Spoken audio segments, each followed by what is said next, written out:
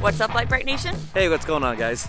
So we are still here in Johnson Valley. It is actually our last day here for the time being. Obviously, we will be back. And somehow it's been absolutely beautiful this whole time. Last year we heard it snowed the entire Thanksgiving week, and this year it did not. It's been in like the 60s. It was cold, obviously. Hoodie, long sleeve. Chilly, but not. But anyways, today is a special day because it is our last day, and as you can see, there's a trailer back there that does not belong to us. And that's because today we are actually gonna do a little bit more shock tuning. Now, as you guys all know, we've already gotten the Ultra 4 car pretty well dialed in and ready for King of the Hammers. But we never really took the time to discuss really the importance or what goes into or why you shock tune a vehicle.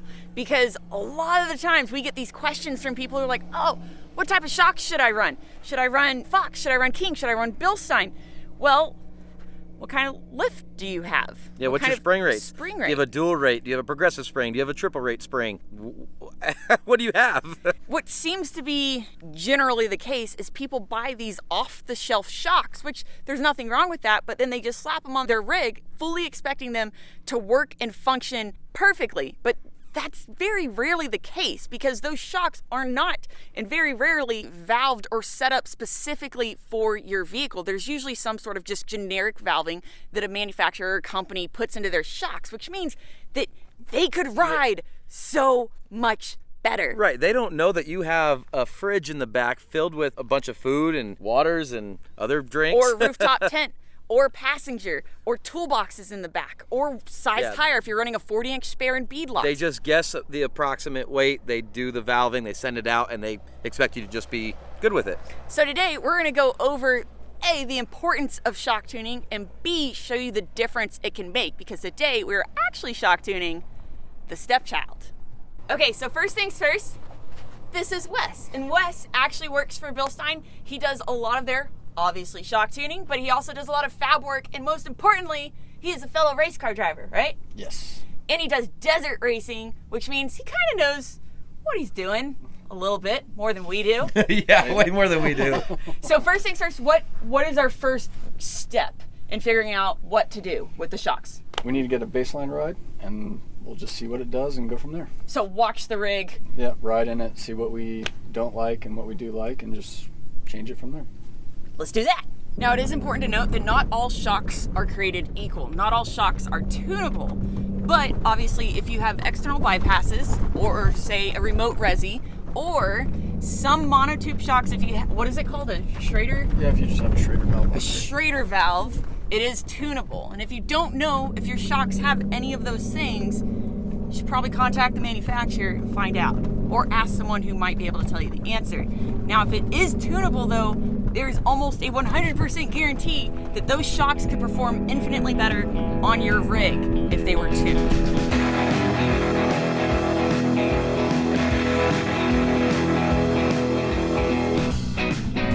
So what are you feeling? Thoughts so far? Keep in mind, so we've never tuned the Bilstein 9200 series shocks that are on the stepchild. We bolted them on, which is what most people do. We've never actually tuned them. He's concentrating on driving. Oh, you're asking me? Yeah. Sorry. Well, no, you're fine. What do you think so far? It definitely seems to dip a little further into the compression in the rear, so we should be able to fix that. We'll change one thing at a time. We'll try that first, and then keep going from there, essentially. Keep going from there, yes. So the trick is to change one thing at a time. I would imagine those so that you know exactly what affect that one thing. Right. So you're limiting like your variables. Correct. So the great thing about the shocks that we have they are external bypasses, which means we have external tubes that we can fine tune. So as you can see here, we are on the compression side because the back end was just compressing way too easy and not really soaking it up as well as the front is. So right now, he's gonna go ahead and start adjusting the external tubes to change the flow of the shock itself. So we'll start here, make as many adjustments as we can, and if there isn't quite enough adjustment in those tubes themselves, then we actually have to crack the shock open, go in and mess with the valving itself, which is what you can do if you don't have external bypasses, but you have a tunable shock. You can get with a tuner and actually have it valved properly.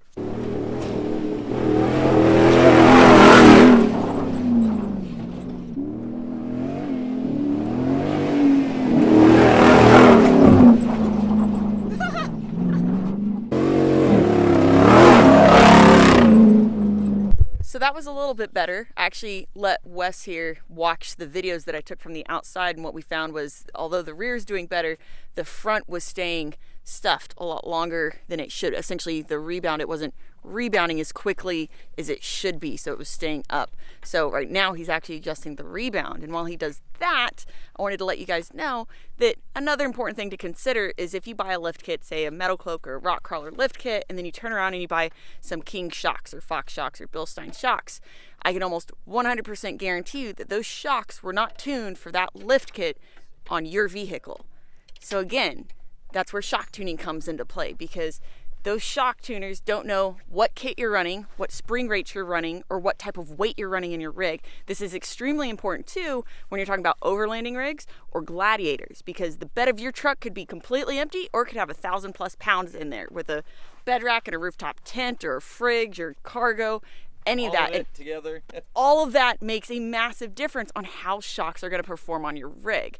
And again, shocks plus spring rates are really important as well. Sometimes shocks come with a lift kit, and generally, if shocks are included in a lift kit, I'd like to think at least that they're mostly tuned for the spring rate of that lift kit specifically. But again, don't know the weight that you're running. Not always the case. And again, they don't know what type of weight you're running in your rig. They don't know if you have a 6.4 liter Hemi up front and a 40-inch spare in the rear, although we don't have a spare anymore. Or if you're running steel bumpers or steel skid plates, or a soft top versus a hard top, or you have 5 passengers. Okay, I think they get it.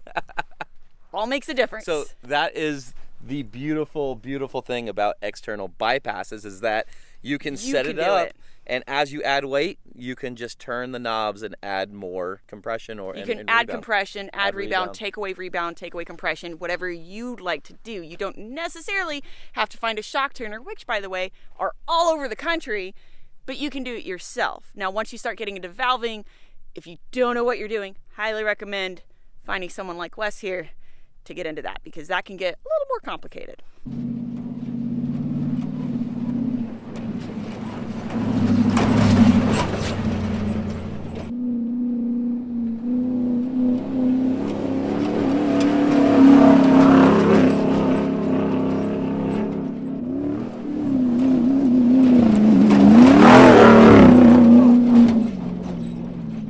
Okay, so after some more riding around, you'll see that our rear shocks are no longer on the vehicle because they are here in the trailer. So what we decided was that the rear didn't really have enough weight to the vehicle for these big of shocks, and the fluid really isn't traveling as quickly through them as we'd like. So the remedy here is going to be to add some new pistons that actually have little tiny holes drilled in them, if you see there. So that's going to allow the fluid to pass through even more quickly, I guess. Yeah, a little more bypass, just to free it up a little bit, eat up the small stuff. Yeah, so it's a little rough on the chop, so hopefully that helps a little bit. So I see there's 2 out of 3 here drilled, and if we need to go 3, or it looks like you can even go bigger if you needed to, but yes. How do we determine that? Just feel. Just feel? Yeah. Okay, so here's the purpose of a shock. We'll just, with no shocks on the back, none of you have ever done this. So it's just to control that. As you're going through stuff, it's that motion you want to control.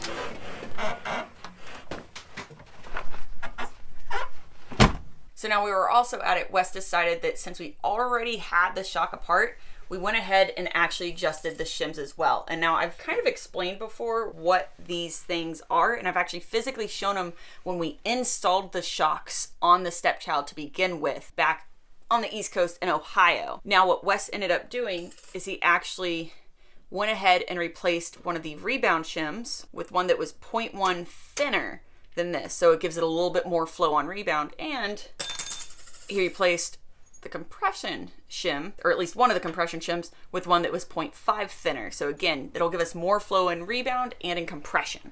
So hopefully that'll help to not only allow the axle to move quicker when we hit a bump, but also to return back to what our essentially ride height is quicker as well. And absorb all the little bumps, like all the little stuff. So. Yeah, that is the plan.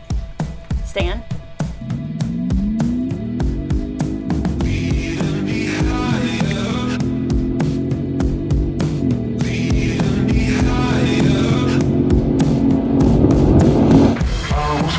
around here. You come around here. I was found here.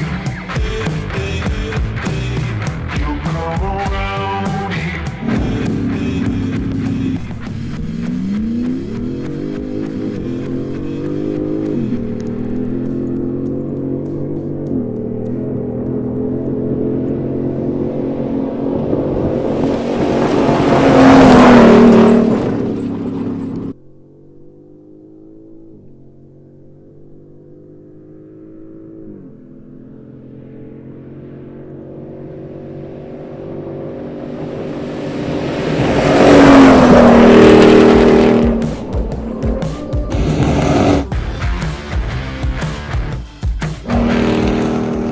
So obviously the last one, the flyby, was more just for our sake. And your sake. And y'all's sake. I know you love It the was way just that for Hemi sounds. that Hemi is, oh. Guys, that, I don't, so again, if you're watching this video, go back to the first flyby I showed you through the whoops and the bumps, and you can obviously see the difference. Whereas before, the body, like Kevin was saying, was all over the place. Now the body looks pretty smooth, and the suspension is actually doing what the suspension is supposed to do, which is work. So, improvement, shock tuning. Guys, if you've A, never heard of it, now you have, and B, now you know the importance of it, especially if you're buying a set of shocks for your rig that were not necessarily tuned or valved specifically for your lift kit, or your, honestly, even if it's valved for the lift kit, it's not necessarily valved for or tuned for your rig. Like, it just... For your weight, I mean. So if you buy a pair of shocks, especially if they're expensive shocks, and they do not perform the way you expected them to, it's probably because they just need to be tuned. Or ride in somebody's vehicle that is tuned, That and has then you had will tuned know shocks. the difference. You'll be like, oh, I thought mine were good. They're not. Yeah. And of course, if you ever see us and the stepchild, or even the Ultra 4 car, Yeah, if you you're wanna go more for than a ride in welcome the to Ultra 4 ride. car. You're more than welcome to ride along to see just what shock tuning can do and how it can transform the performance of your vehicle. It is mind-blowing. Guys, anyways, as always, thank you so much for watching. Please don't forget to like, subscribe, and share. Also, thank you to Bilstein for coming out and helping us create this video so we can actually show you guys the importance of stuff like this. It means a lot to us, but also we hope it's knowledge. Yeah. And sponsoring the Yeah. Ultra 4 car, because we're going to King of the Hammers in like less than 2 months, about 2 months. We're excited. I'm also excited because we're bringing Christmas to you guys a little bit early as well. I have good news. It has been in high demand for a long time, but you can now also find Jelly Nation merch at LiteBriteStudios.com. Of course, as always, all of your Lite Brite Nation decals at PixelDecals.com. Guys, we love you so much, and we will see you next time. Oh, thanks, Wes. Thanks for coming out, Wes. Thank you, Wes. Blow a kiss to the camera. Yes.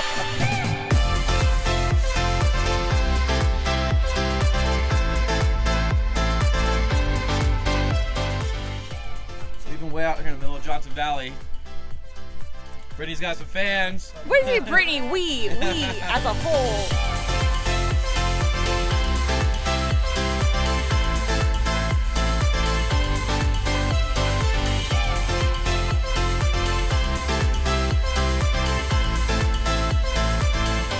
If possible, the Jeep too.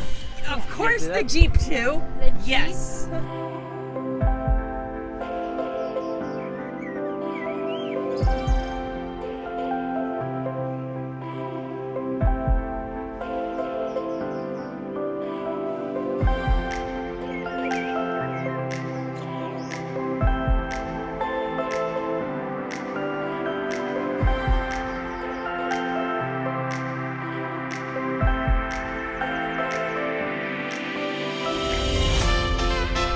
And we have another.